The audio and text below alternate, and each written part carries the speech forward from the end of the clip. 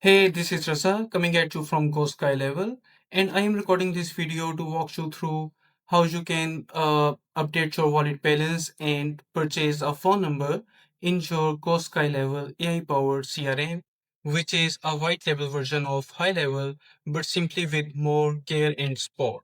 So, in order to update your wallet balance from Launchpad, you need to switch to settings over here, and from settings to billing. And in the billing, you need to switch to wallet and transaction, and you need to ensure you have balance over here, or you can add balance like just like this, right? Enter an amount and hit pay. It will maybe ask for a verification, and you can just verify and pay whatever the balance you want to update over here, right? Once it is done, you need to switch to phone system, and in the phone system, you need to add phone number. Here you can select your country, the country that you want to purchase a phone number from, and in the filters, you can add any area code. So, for example, I'm gonna search phone numbers from the area code 786, and I'm gonna change any part to first part. So this act as the area code, right?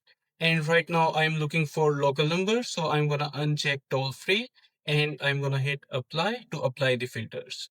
And all the phone numbers with that area code start showing up. I'm gonna select a phone number of my choice, right? And hit proceed to buy.